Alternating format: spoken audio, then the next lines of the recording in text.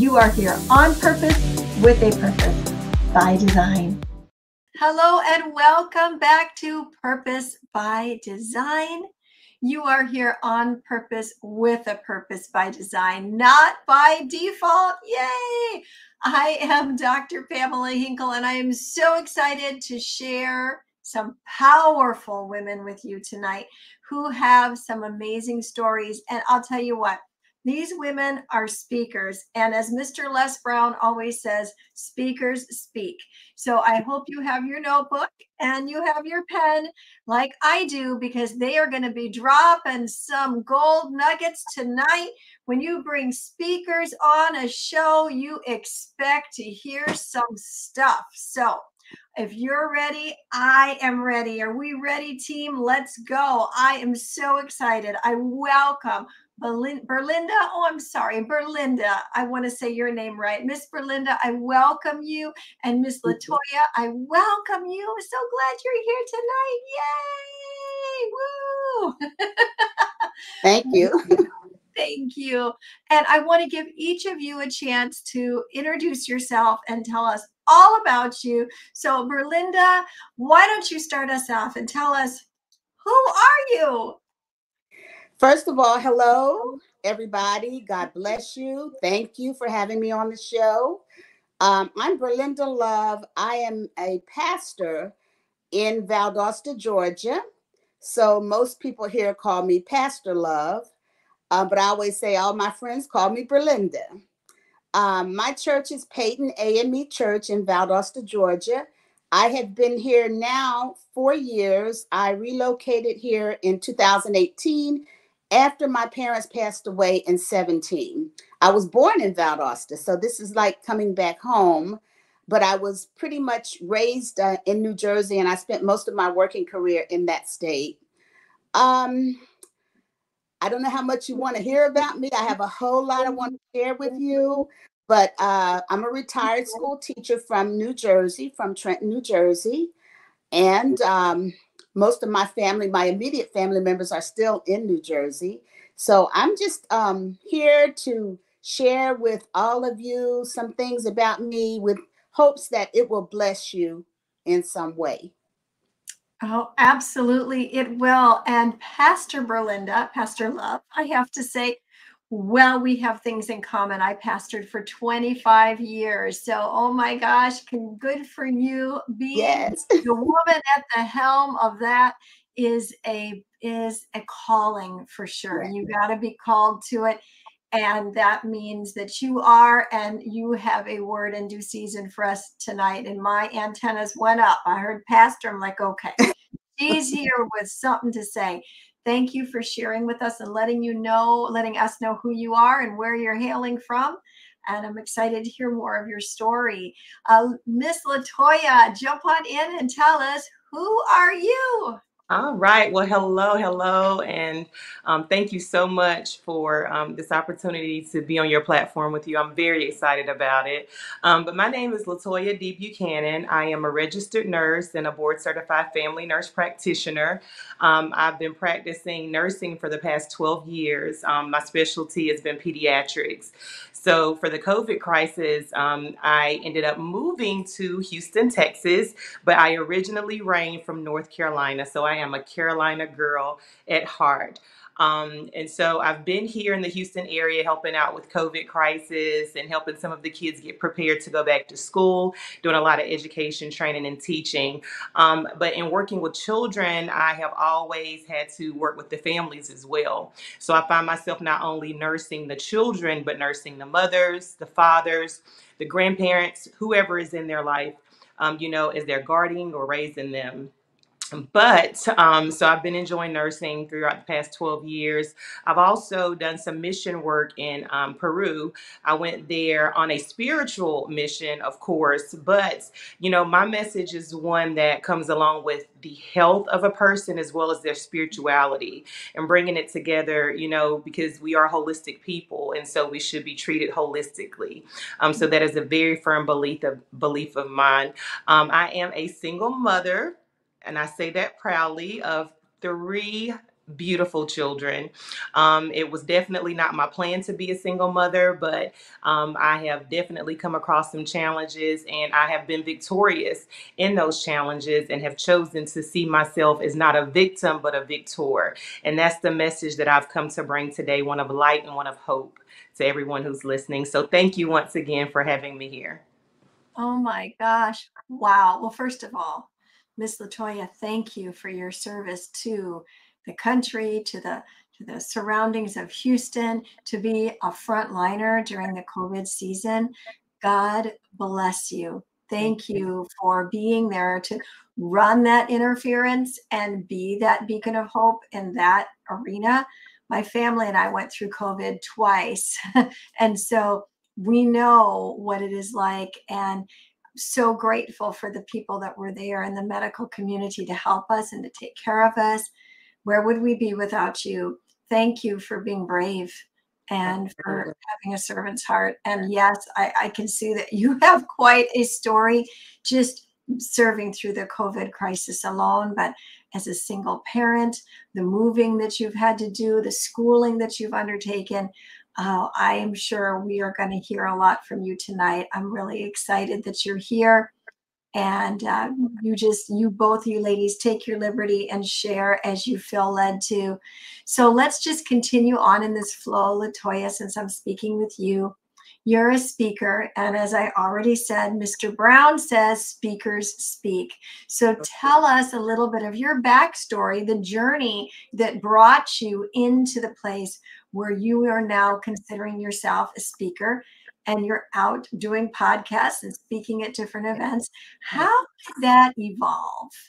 Well, it was definitely not one that I chose. Let me say that. I was very shy as a child. A lot of my speaking began inside of my head. And I expressed it through journals and writing creatively at school. And I had teachers that would pull me to the side and say, I really got a picture of what you were saying, in your writing. And they would encourage me to continue to write. And so once I got in middle school, I enrolled in this writing contest, and I won it. I won it, and I actually wrote about a creative story about how a skunk got its white line down its back. And I was very shocked. It was published in the middle school newsletter at the end of the week. Very proud of it. I still have that paper to this day. But just anything I've ever experienced in life, I've expressed it on paper. And so I had my pastor that started to recognize that in me as well. And she said, a writer and a speaker can be simultaneous. You don't have to be an expert speaker when you start to speak to people, or you start to speak what's being given to you. Someone can actually, train you and teach you how to do that. You just need to express what it is that you're being shown, what it is that you're seeing. And when she did that and actually prayed for me, prayed with me, I began to see things in people and began to recognize things in people. And it was a lot having to do with some of the challenges that they were experiencing, or, maybe a question that they had, or some things they were going through. That's when my, concern for a person's health actually came into effect as well. And that's when I chose nursing, because I saw people as holistic beings. I'm like, wait, we're not one way, we're not another way, but it takes multiple things to help us balance our just get a balance in life, and just balance in our mental ability to think, our mental ability to be able to make decisions, sound decisions, to be able to overcome things in our lives. And so as I began to speak that to different youth, it actually started at youth. I spoke at my church conference, and then I had different ministers come to me and say, hey, can you come to our church? Can you speak to our youth? And that's when I began to see, wow, I really have a heart for this, because I'm actually helping people, and they would come to me afterwards with tears, or they would reach out to me on social media, or they would get my email address and let me know, hey, when you said this to me, it really resonated with me. And I was able to go home and make some changes in my life. And I want to let you know the results of that. And they have always been positive. I've had people to reach out to me that may be having some issues implementing the tools that I'm speaking about, and I can actually coach them through that as well. So that's how that all kind of began for me. And once I started doing nursing, then I would have my professors come to me, and they wanted me to speak at alumni balls and nursing association meetings advocating for disadvantaged nursing students to get more funding to the school. And so it started developing from there as well. And then I started having nonprofits come from a result of that. So every engagement that I've had to be able to speak and touch someone's lives, I've been really transparent. I definitely try to paint the picture of what it is that I see in my day-to-day experience, what I'm experiencing with nursing students, what I'm experiencing with youth in the community. I want to paint that picture for people to see, realistically what's occurring, to be able to touch their hearts, for them to be able to give of their time, give of their resources to make a positive change in someone's life. So that's beautiful. And it all started or really rolled out for you after your pastor prayed for you. yes, absolutely. That's Wow. where my confidence came. That's where your confidence came. Mm-hmm. What made we know, okay, your pastor prayed for you, God brought the confidence, but just pull those covers back a little bit more, pull that curtain back a little bit more for us. Mm-hmm. What was that like? Because you said your confidence came then, and I also wrote down that you began to see things in people. Yes. Just walk us through that a little bit. So initially, what I would see in a lot of young girls, me seeing things, was a lot of what I had experienced. So issues with self-esteem, issues with self-worth, issues with your father not being in your life, you making decisions because you have, and I say dad issues. And so as I'm seeing these young girls make these decisions, and I'm pulling them to the side and having these conversations, I would get tears. And I'm like, wow, we actually relate as human beings on such a larger scale than we begin to understand. We think we're just experiencing things on our own and no one else is experiencing it. But even the Bible tells us for us to be encouraged and be cheerful, knowing that what we're going through, our brethren in the world have already overcome it. So someone has already gone through that. And not only did they go through it, they were victorious in it. So it made me feel comfortable knowing, oh my goodness, I'm able to actually give them some of the tools that I use to get through my dad issues, or get through some of the tools that I used when I dropped out of high school, because I did that before now having a master's degree. So initially it was a little scary, but once she prayed for me, I got that confidence, and then I began to really understand and read the promises of God and what he had spoken about me in my life. And I'm like, wait, he's giving me this gift, and it's actually giving freedom to other young girls. And that's where that confidence came in. Like, you know what? This has nothing to do with me. It's so much greater than me, and it's accomplishing his will and his purpose in the earth. So I felt like I had to do it. I was really, passionate about it. And I love seeing people's lives being changed by it. So that's where that confidence came from, just his promises and me understanding this is his will and what he wants for me. Wow, that is an important piece to camp on for just a moment. Just everybody hear that confidence comes when God speaks to you. And so thank God for your pastor that was willing to speak into you. But for all of you out there, when there's something that you got to say to somebody, you got to say it. Yeah. And just know that God will use you to speak into somebody else's life. Look at what has happened with Latoya. Not only is she now a speaker, but gone into the nursing profession, used greatly through the COVID crisis, and still being used in that arena. But one thing that has stuck out to me greatly, that she's many, but this is something that you said, Latoya, you dropped out of school, but you have a master's degree. I mean, come on. Yes. That is powerful. Yes. And then you're speaking and encouraging people all over the world.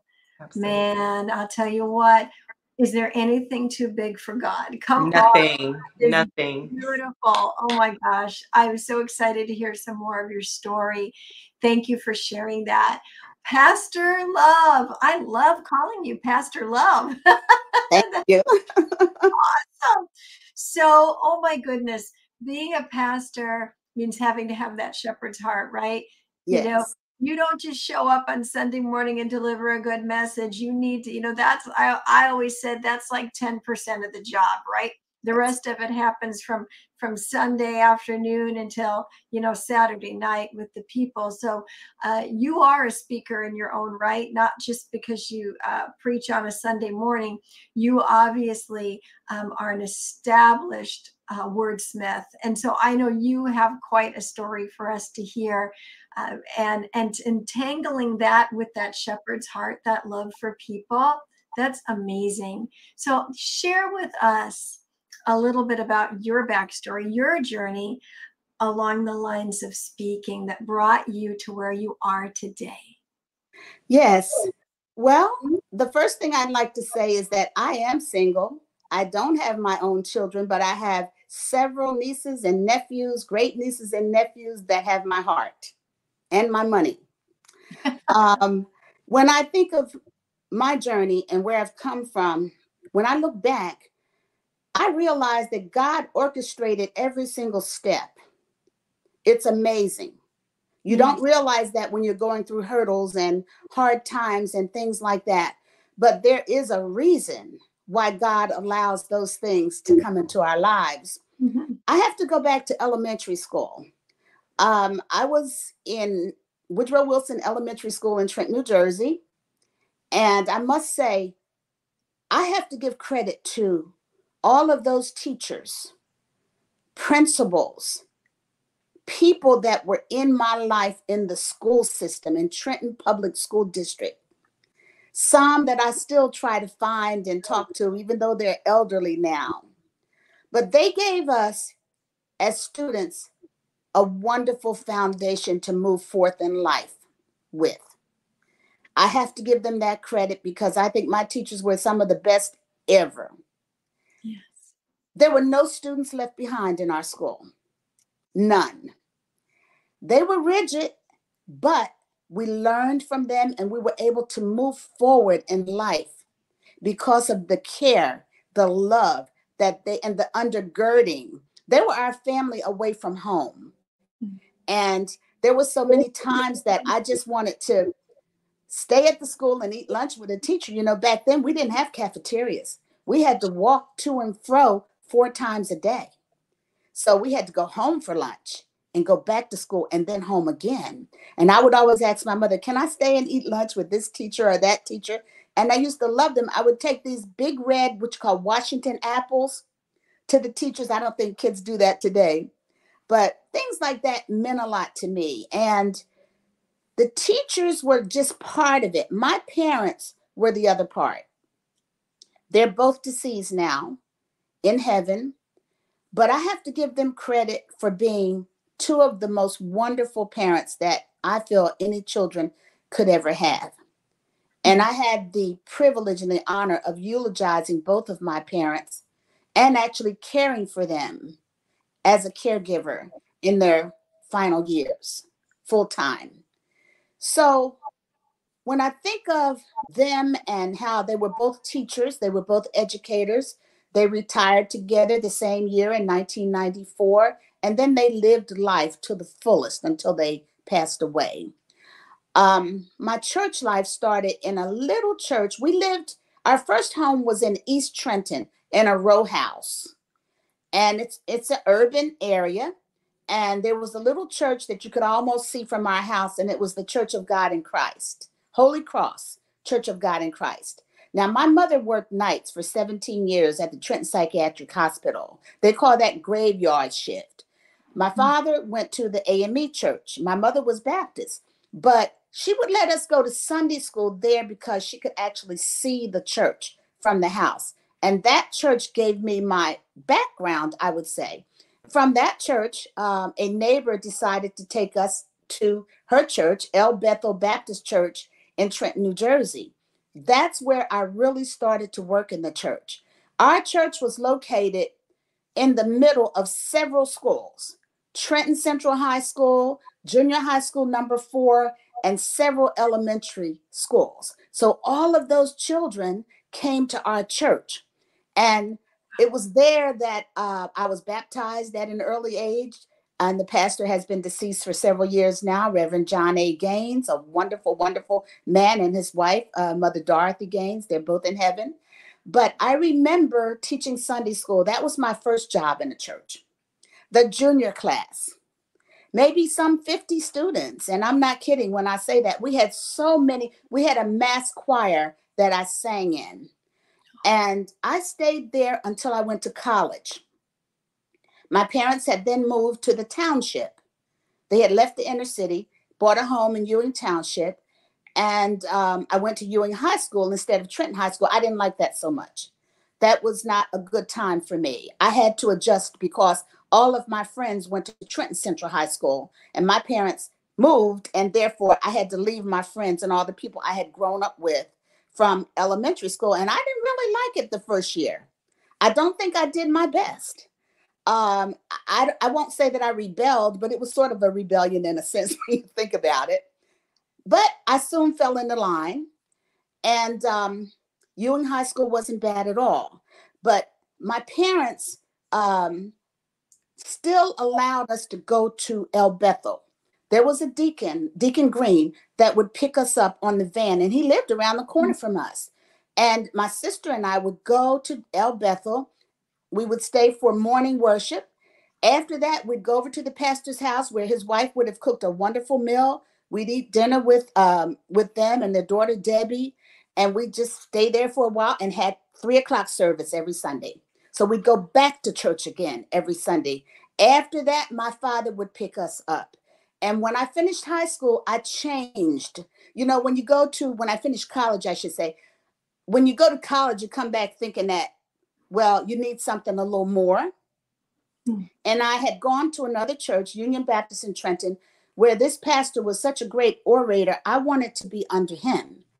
And I would actually go home and I would pretend that I was preaching like him in front of the mirror. Nobody saw that but me, by the way. And I stayed there over 20 years at that church.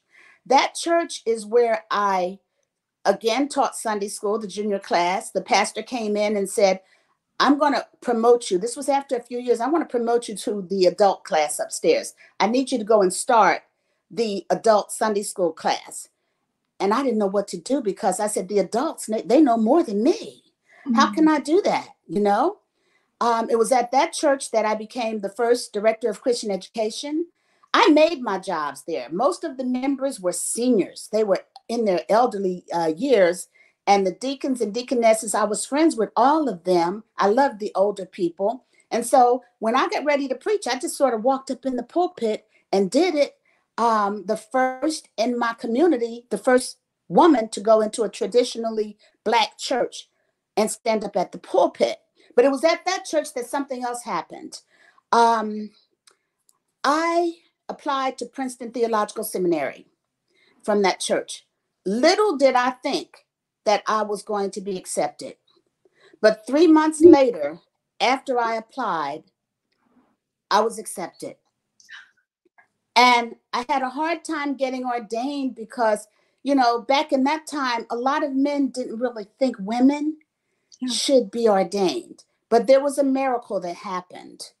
I met someone, a pastor, at a Boys and Girls Club banquet that was being held at my church. We had a very large Boys and Girls Club.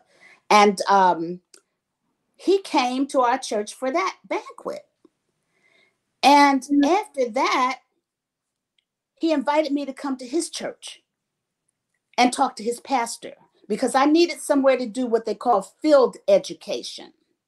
2 years of training under a pastor. I had done one in a non-African American church in Morristown, New Jersey, and that I wanted to see a contrast and do one in an African American church.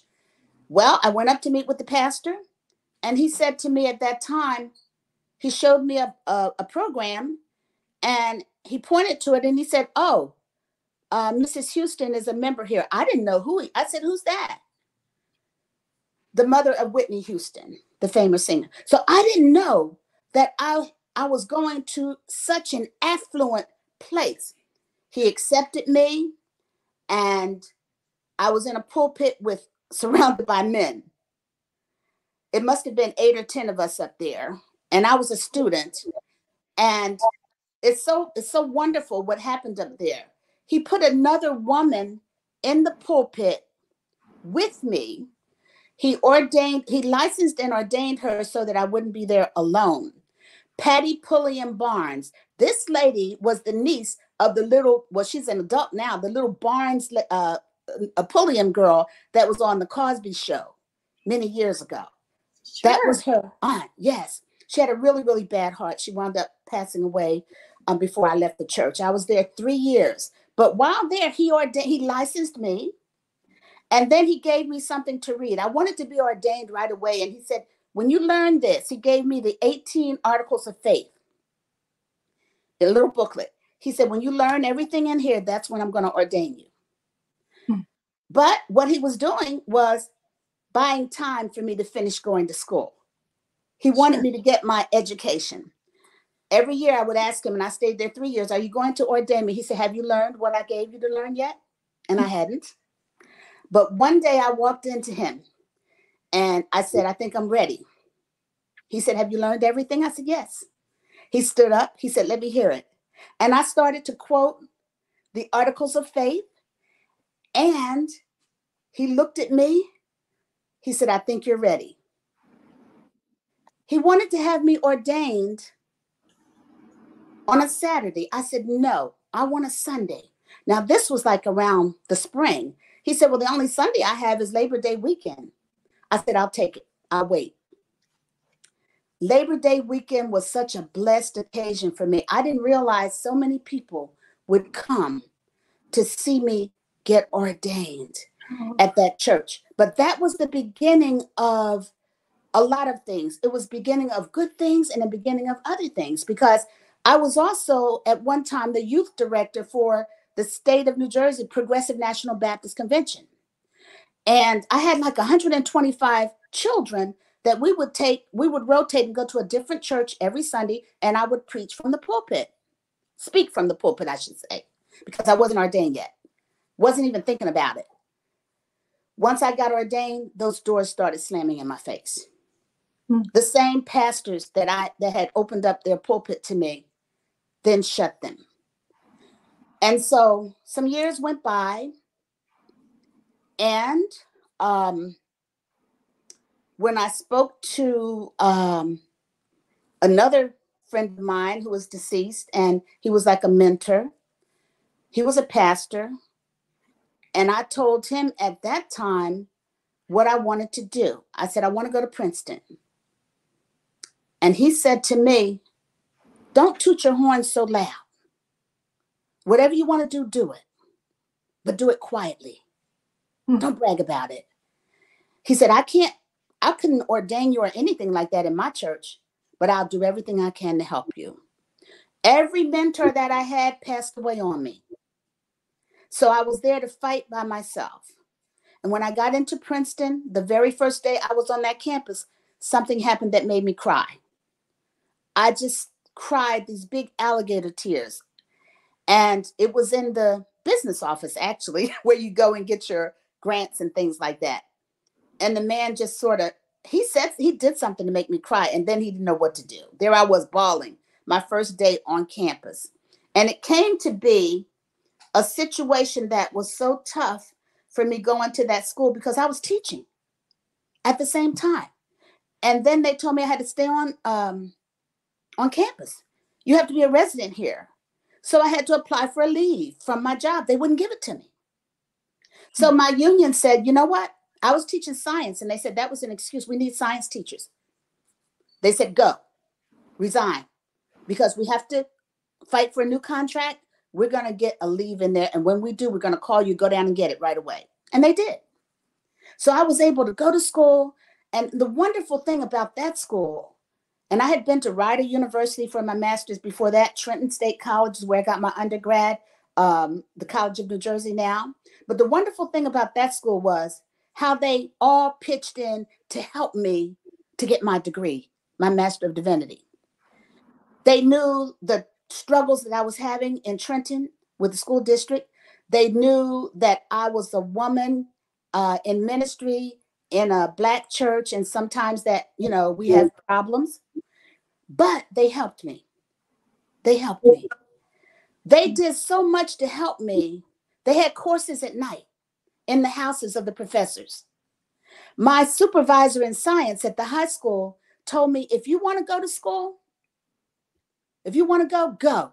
As long as you can get a teacher, a certified teacher to cover your classes, go. So God was in the midst of it all. Yes.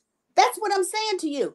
I had so many hurdles, and I would be crying a lot. And I would go into the president's office at the seminary, and I'd just be bawling. Dr. Gillespie, who turned out to be one of my very best friends. And when I went to graduate in Princeton University Chapel, I walked up there. He looked at me with the sweetest smile. He gave me my diploma in one hand, and he shook the other hand, and he said, well, look who made it. Mm.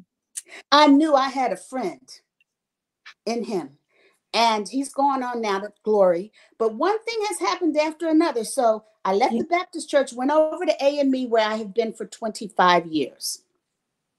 I have had 3 churches, one in New Jersey, 2 in Georgia, right here in Valdosta. I'm on my 3rd church now, Peyton AME Church. And when I look back, I just kind of think that, God is the one that guided me down that way. Because when I went to seminary, I didn't go to be a preacher.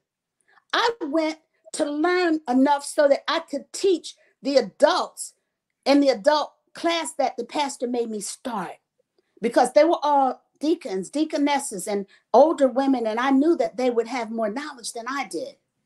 But as I went through my coursework, other things started to happen, which guided me to where I am today. It's been a wonderful blessing. It's so much. I just wish I could tell you everything, but God was the one that orchestrated it, and I've had some rough times. I'm in South Georgia. I've had a run up against more obstacles after all these years that I would never have expected. Why? Because they see women in more nurturing roles. Mm-hmm. As teachers, nurses, missionaries, evangelists. Degrees don't matter to them. That's how women are traditionally viewed in the church. But one thing I must say, the AME Church has women pastors everywhere. We have several right here in my city. So that has been my journey. My parents I moved out of my apartment and moved in to help my mother care for my father, after which she had a stroke. And I wound up staying there with them for several years until they passed away. And I buried them both in 2017, 1 month apart. After that, I relocated back here. But taking care of my parents, I will say that is the epitome of my life. That was the thing that I cherish most, more than anything else, because God placed me there as their angel. I realized that every time something happened to one of them, I was always there, every single time. So I am so thankful for this opportunity to tell you a little bit about my journey. I thank you so much. Oh my gosh, what a beautiful story, Pastor. I mean, I'm just so touched, moved to tears. Your heart is so beautiful. And I just want to circle back to a couple of things. And first of all, everybody listening and watching, Pastor is demonstrating what a shepherd's heart should be. Come on, the love that she has had, all starting telling us about the love for her teachers. And I wrote down this note, Pastor, you said that no student was left behind. Yeah. Can you talk about that just a little bit for us? We know what that means, but can you expound on what that meant at that time and what it meant to those students? Let me just say this. Our teachers were the type of teachers that made us learn. There was no such thing as you don't want to learn. It wasn't going to happen there. Mm-hmm. For homework at night, we were told to spend a half an hour studying for every subject. Wow. And because the teachers told us to do it, we did it. I would come home from school. I would do my homework right away and eat dinner. And if there was any time left outside to play, my parents would let us play out there just right in front of the porch. I mean, we couldn't run all over the neighborhood, but right in front of the porch. They were very strict, but they loved us. And the teachers, I remember all of them right now, just like it was yesterday. Some of the teachers would, every week, they'd walk us to the little library on the corner from the school, just a little building. And when I go back to Trenton now, I always ride past those buildings and remember them. We would go in a line every week to the library. And then they had something, it was a bus, a reading bus that would come to the school. And you could go on there and buy little books and things like that. Education was everywhere. There were some things that happened while I was at Woodrow Wilson School, and I stayed there through 6th grade. Things like when President Kennedy was assassinated, we didn't really know much about him, but I saw all my teachers crying, and they were just crying. I remember going to gym, and my 4th grade teacher was also teaching gym, and Mrs. Reed, and everybody was crying, and we just didn't know what was going on until we got home and we saw everything on the TV. But I will say this, our teachers were strict. They would come to your house. I am telling you the truth. They knew our parents. My parents were kind of revered by the principals because they really loved my parents. My parents, even though they were busy, they made time for school, for PTAs and things like that. But they would, if they had a problem with you, they would knock on your door and come into the house and talk right in front of your parents. They don't do that today. But they were the kind of people that they really loved us, and that made you want to learn. You know, when you go into a room, and another thing, we were not all on the same reading level. They had something called SRA, reading system, and it was a big box, and it had cards that would, the reading level would increase with each number, and you would work your way through the system. So every child learned to read. We had those Dick and Jane books, of course, but every child learned to read at his or her own pace. Sure. And even if we had handicapped students, they were not left behind. We had parents that would go to every board meeting if they had a handicapped child to make sure their child got what they needed in the school. We loved our teachers so much, we would walk them to the bus stop if they didn't have a car after school. Every day I remember walking Mrs. Reed to the bus stop. And we had some that were pretty tough, and we learned how to play instruments. We loved music. I learned how to play what's called an auto harp. It's sort of like a guitar that's flat. Yeah. And our teacher, Juanita Williams, taught us how to play an auto harp. I haven't seen one since I left there. And she also wrote the song for the tercentenary celebration for the state of New Jersey called the Tercentenary Year. And she taught us how to sing that. They really worked with us. You know, it's not like they weren't lazy. They did what they had to do to make sure. Now, if we weren't doing what we were supposed to do, yes, we got disciplined. We went to the principal's office, which nobody wanted to go to. He was a wonderful man. We saw 2 or 3 of them. They were all great, but nobody wanted to go in there. Nobody wanted to get a call home because that was not a good thing at our house. Right. to get a call home. So they were like, they were behind us every step of the way. They watched us. They made sure that we did what we were supposed to do. And we actually loved going to school. Now, my parents weren't rich. Many times my mother would shop at rummage sales. She and my great aunt would go to Princeton, New Jersey, to some of these big churches, and they would have annual rummage sales, and she would buy new things, blouses and things like that, for 25 cents. Sure. But when I went to school, the teachers always complimented me on how nice I looked. Wow. Wow. So those teachers, not only did they pour into you, they impacted every area of your life, it sounds like. Everything. I still have a lot of the certificates that we got for penmanship and for the choir and for glee clubs. They called it glee club, and piano music lessons. I still have all my certificates. Oh man, that is so powerful, Pastor.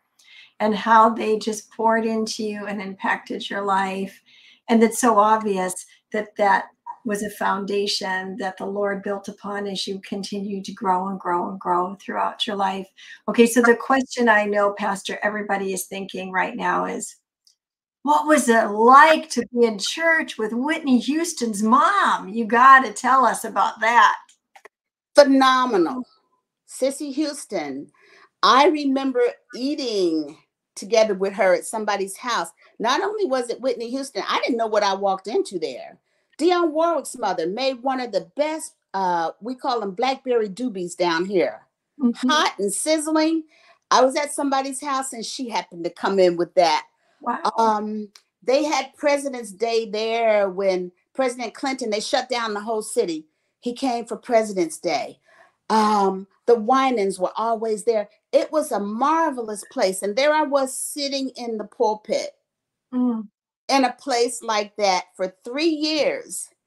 And it was simply marvelous. You know, Mrs. Houston was such a wonderful person. And on her tag, she had, I guess she called her daughter Nippy. She had Nippy 2 on her Mercedes on the tag. Oh. When I first went there, her brother, who was a drinker, was the organist. I mean, he played this majestic organ. And her sister, Ann Moss, had a choir. She was a minister of music. And Mrs. Houston was a minister of music. She had her choir. She always tried to get me to sing in it because I sing soprano. She heard me singing one day. She said, I need you in the choir. Wow. But it was a blessing. It really was to have been there. The pastor's wife was she's simply a beautiful woman. And while I was there, her cancer came back on her, which was very sad. And she wound up passing away. And I remember being in the audience because they had 2 funerals for her. And the pastor then, Pastor Charles Everett Thomas, sent someone out in the audience to bring me up to the pulpit to read scripture at his wife's funeral. Wow. And there would be times when he would come to me, you know, I'd go in the office and he'd say, here's $100. Mrs. Thomas and I know your struggle at school. We just want to help you out. And there was the time that, I'm going to tell you, these are miracles. I was driving this 4-door, I think it was a Plymouth car, and it cut off on me. I got off on exit 15 on the turnpike, and it just cut off on me about a block away from the school, from the church, New Hope Baptist. And all these people in Newark, one man was in a high rise. He saw me break down. He had his children in the car. He came and stopped to help me. Other people would stop. One lady gave me several bottles of water. One lady went to make a call, and I asked her to call the church and tell them that I couldn't get there. Well, to make a long story short, one man said he'd fix my car he had to go all the way across town. There's only one place open on a Saturday, he said. And I said, well, I've got $20, and that's all I had. I gave that to him. He went and got whatever he thought was wrong, put it on the car. It got me to church. When I got to church, someone came up to me and said, the pastor asked me to tell you to send your keys.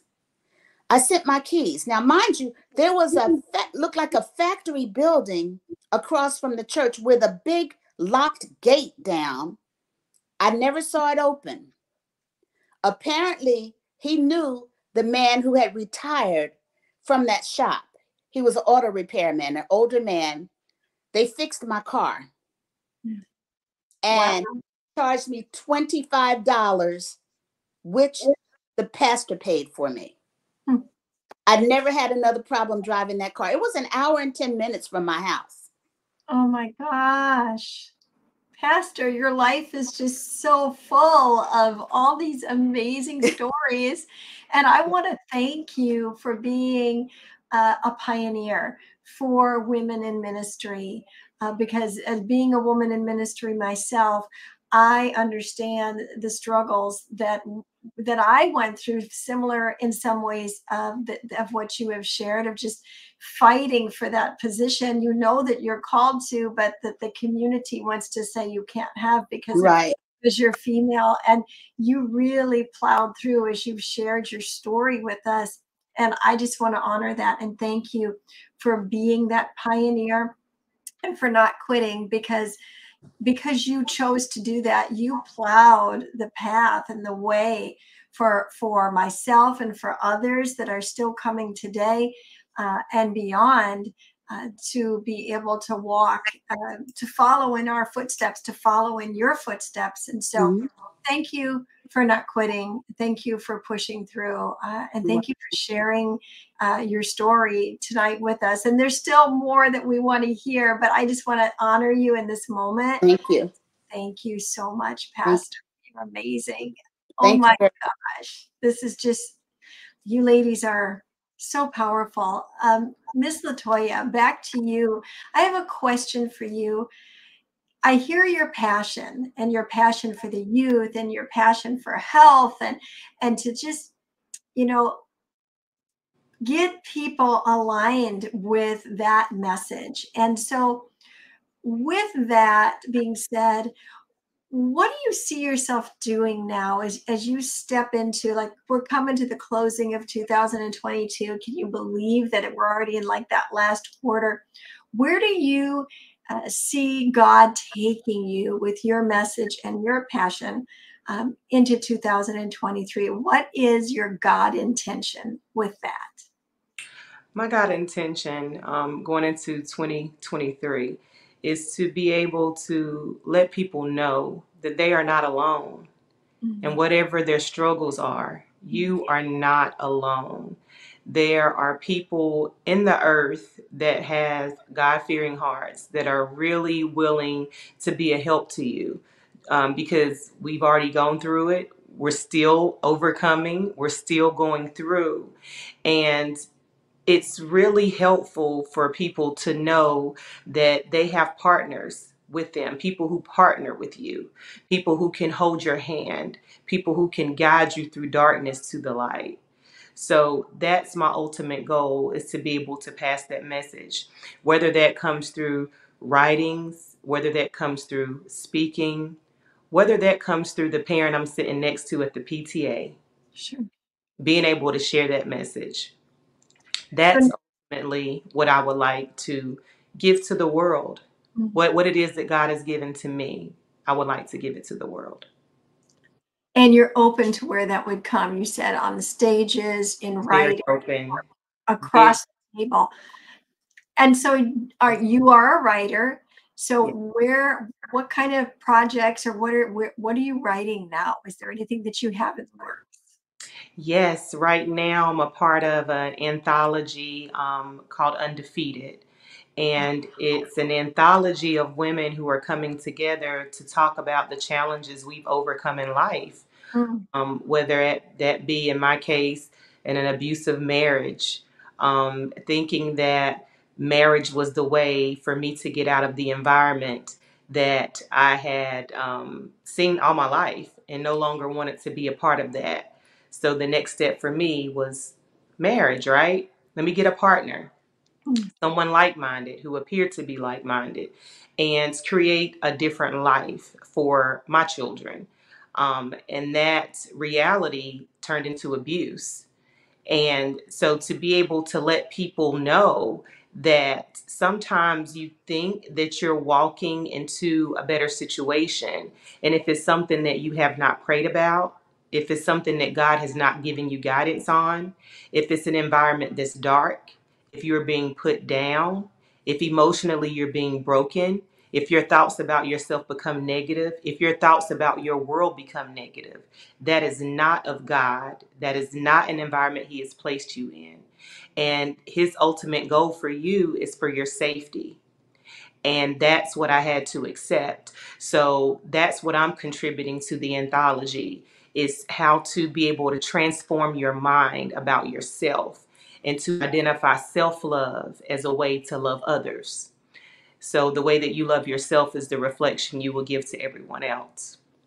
So that's one of the something that I have in the works right now, along with every speaking engagement that I can make. Of course, always trying to take care of the children with any crisis that we have on in healthcare. But anytime someone is inviting me to their stage, I definitely like to know what their purpose is, what they're speaking to whomever their audience is, and having them to understand what my message is and what I would like to contribute. Now, I am not your traditional religious speaker. I don't have any theological degrees or anything like that. But again, when I'm speaking the reality. I'm speaking my perspective and what I see. And usually there are multiple people in the audience that definitely can agree with seeing the same thing. But the issue underlying is, okay, now what do we do about it? Right. What do we do about it? So I'm open to wherever it is that God has me. I'm very open. Oh my gosh. And it's so amazing because the doors have you've just walked through one door and it opens. I mean, I have my notes down here where you started speaking in one place and then pretty soon you're speaking over here. And then there's nonprofits that want you and your boss that want, like, that's amazing. So the calling is calling. Yes. And you are walking right from one door into the next door, bringing this message. And that message of self-love is really needed. Well, it's needed everywhere, but to understand that God does want you to love yourself, but being certainly that's scriptural, but that message can get lost in translation when we're thinking about always putting others. You've heard that statement, joy, Jesus, others, yourself, and that is so true. But not in the way where we forget about taking care of us. Absolutely. And you touched on that. I'd like you to go a little bit further with that. Talk about self-love and self-care for a moment, because it is a big deal. Absolutely. Absolutely. I mean, in my reading, because my faith is Christian. So in my reading of the Bible, what I see with Jesus, even when he's teaching to the masses, he always had moments when he would take away for himself.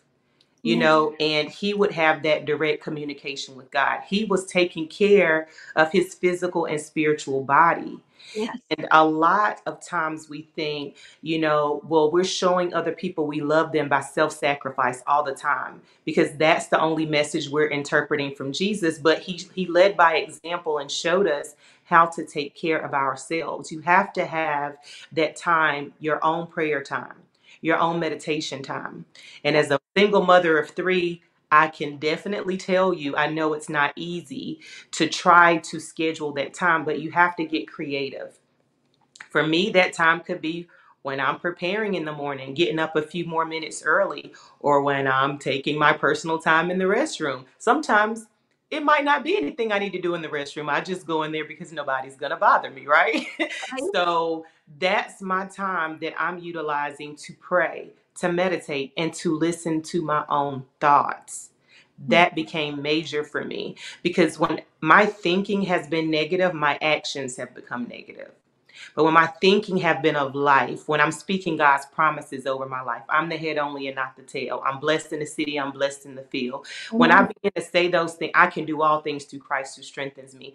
That's how, when I chose to leave the abusive marriage, I made the decision to get a master's degree, because I recognized what it would take to raise 3 children independently. Well, let me say interdependently, because I'm talking to God about it all the time. Yes. But in not even trying to consider, will I have someone else to help me? But what can I do with the strengths and the abilities and the talents that God has given to me, the knowledge, the gifts? What can I do? And I'm going to take my career, my calling, because nursing to me is a calling, I'm taking that a step further. And in me taking that a step further, and in me taking care of myself, recognizing what I need to do to take care of my household, now I'm helping others. Now I'm being compensated. And as I continue to help others, I continue to be compensated. And as I continue to see trends in healthcare and things that's going on with women, their mentality, their lack of self-love, mental health disorders throughout the COVID crisis, depression, anxiety, talking not just children, again, their families that's there. You know, mom and dad have lost their job due to COVID. Now the child is sick. They're all in the hospital. What can they do? I'm talking everyone through this, and I'm being compensated for that. So God has blessed me for that. And he has shown me, and you taking care of you, it helps you to connect more with other people. It helps you to be able to speak positive affirmations over them, my promises over them. They can now utilize those tools to begin to love themselves and be able to spread their light to and love other people. So that's where the self-love starts for me. And I'm really big on me doing things for myself. So whether it's just going to the nail salon and getting a manicure or a pedicure, if it's just a massage, it doesn't have to be once a week or once every 2 weeks, as frequently as your finances will afford you to. But understanding that if there is no you, you cannot help anyone else. Even when you ride the airplane, they teach you, if anything goes wrong, you have to put the mask on yourself before you can help someone else. That lets you know if your brain is deprived of oxygen, you're passed out, and you definitely can't help the person next to you. So Yep. you have to give yourself, you know, the oxygen, in that case, the oxygen for your brain, the nutrients for your body. You have to eat. You have to take care of your mental health, your physical body, so that for me, in my case, I can be present with my children, not just physically, but mentally I'm here. Mentally, I can hear how your school day went. Okay. Mentally, I can hear if my mother or my father calls me, if a sibling or a friend calls me. I can be in that moment with them and not so stressed out because I'm trying to figure out how can I take care of these kids by myself, because God has already taken care of that for me. He's already shown me what to do. Now that I've taken care of myself and I'm seeing it's continuous in that private time, in my meditation, in my speaking scriptures over myself, in my positive affirmations, now when someone calls me, I don't feel completely depleted. Right. I can feel that, I've given some things away, but guess what? When I go back to my prayer and I go back to my meditation, I'm being filled 100 times over, 100 times over, 100 times over, and now I can give out. But if I'm empty, I have nothing to give you. I can't help myself, then I can't help you. That is so true. And there's a statement that you made about making that decision to live independently, and that's a big statement. And I just want to hold a kind of a mirror reflection back to you and say you owned your life in Mm. those moments. And because you did that, we own it along with God, but he gave us the life, and now what we do with it is our gift back to him. And by doing that, now giving that back to him, owning it, now look all that he is doing through you and with you and for you. And that is so impacting, Latoya. Thank you so much for being here. And before we finish, I'm going to be circling back to Pastor here in a moment, but is there anything else that you didn't get a chance to say, Miss Latoya, that you want to say? And can you tell everybody how they get in touch with you and how they follow you? Absolutely, absolutely. I can be found on social media, Facebook as well as Instagram at Latoya D. Buchanan. That's Latoya D. Buchanan. And what I would like to leave with everyone is you are not alone. You are not alone. So beautiful. Make sure you all follow her now, and that's in the description. Thank you, Miss Latoya. You are a blessing in the earth. Thank you. Pastor, oh my goodness, you have just empowered us tonight with your story. And I would love to just hear a little bit more from you before we wrap up here. where do you see God taking you into 2023? What's your God intention? Well, there's a song that says, "Where he leads me, I will follow." Yes, I love that song. So at the age that I'm now, and looking back, my mother has left me as the matriarch of her line. And so part of what I want to do now is to make sure the family is okay.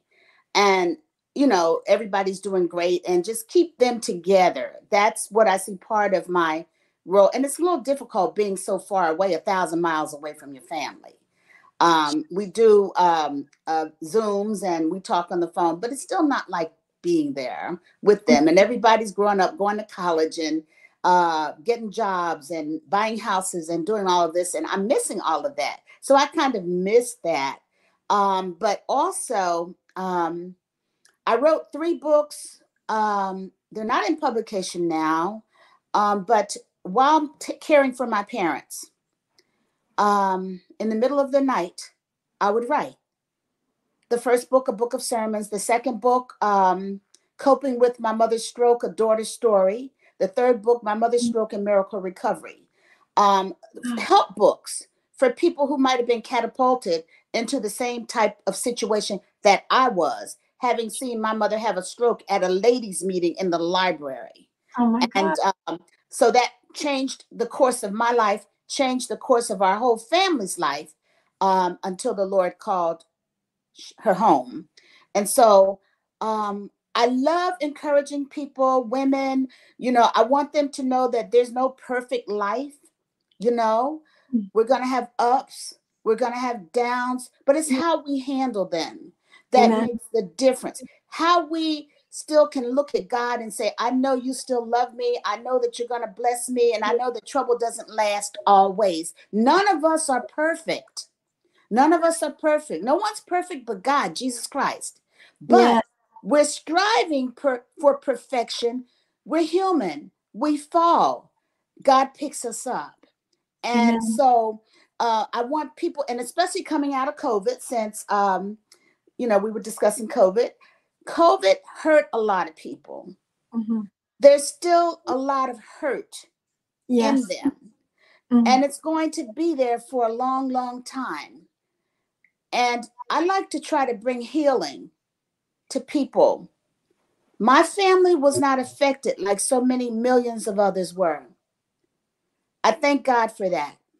But I Yes. also pray for all of the people who went through such devastating things. I don't know if I could have survived some of the things that I saw happening to people's family members and things like that. So when I speak, I always like to bring uplifting messages for the people of God because they need to be loved at this time. Yes. Nobody needs you don't hit an ant over the head with a sledgehammer. I mean, we've already been hurt. So Yes. now we need somebody to pick us up. And that's what I want to do. So whether or not the Lord opens up another platform for me to write, I'm also in the Undefeated anthology. That's a blessing. And I won't go into elaborate more on what's coming. Let that be a surprise. But I'm just open, to whatever God, as we get older, we're not able to do a lot of the things that we may have wanted to do 20 years ago. So we have to be in line with our age, our health, and another thing, keep your health as good as possible. That's a message that I give to people. If you're in poor health, you cannot function properly. True. So that's what I'm doing now. I'm trying to be a lot more health conscious for myself. And I say that to other women, especially. So whatever God has in store for me. And also I'm on Facebook, Berlinda Love, Pastor Berlinda Love. I'm on LinkedIn. I believe I'm on there as Reverend Dr. Berlinda Hart Love. And Twitter, Berlinda Love. Oh my goodness, Pastor Love, sharing the love of God with the world. And your story is amazing. And I appreciate it. I truly do. I appreciate both of you ladies. You brought the fire tonight and dropped so much knowledge into us. It has been amazing to hear your stories. And if we ever would doubt, is there a plan of God and for our lives? Just stop for a minute and reflect on what these ladies have shared. How for Pastor, how things opened one door after another for her as she just went through it. This person, the favor of God shining on her, and all of this stuff. I mean, come on, Whitney Houston's mom. I mean, come on. Pastors just lining up to take care of her and put her into the position so that she can be where she is today. And our sister Latoya, going from not being able to graduate school to having a master's degree, and the invitations to go out and speak coming to her after she received the confidence to answer her call and answer the call, right? Not just the phone call, right? Answer the call after her pastor prayed for her. These ladies have really brought it home tonight or today, whenever it is that you're watching or listening, of the power of the call on your life. And that if God says it's going to happen, well, then it's going to happen. We just have to be obedient and walk it out. Yes. So ladies, I'm so grateful that you were here. Thank you for being transparent and sharing your stories tonight. You are very appreciated, and you're a blessing to the body of Christ and beyond. I applaud you both. Thank you for being here tonight. Thank you for having me. Thank you. Such an honor. And thank you to everybody who has tuned in. I'm asking you to do us a favor. Like and subscribe and share, because these stories need to go around the world. These are speakers. These are women empowering nations. This platform can get their story into the ears of somebody that needs to hear it, into the face, the eyes of somebody who needs to hear it or see it, excuse me. So would you do them a favor and like it and share it? There's somebody you know that needs to hear this message. You know who they are. Get this message to them. It's so easy. You can share it in an email. You can share it on social media. You can put it in a direct message. But let's take this message to the world. And what is that message? Well, it's that you're here on purpose, with a purpose, by design. You see that in my guests tonight. They're not here walking through life in default. Go on out there and be the salt and the light everywhere you go. We'll see you next time on Purpose by Design. Bye. Pamela Henkel is a mindset mentor, author, speaker, minister, and transformation coach. Her weekly podcast, international radio show, and television show are a lifeline that changes lives and inspires people to discover their individual potential through realizing their purpose by design. Pamela is a natural motivator and has shown many how to find their niche and transform their lives. Although success is an uphill battle, Pamela gives the necessary strategies to flourish, cheering you on every step of the way. Pamela shares from her personal experiences, education, and life as a woman in leadership, utilizing decades of knowledge. Taking the approach of, let's have coffee and chat, she will awaken your dreams and purpose by design. Are you ready for Pamela to help guide you? Email us at purposewpamela.office@gmail.com or go to her website at purposewithpamela.com.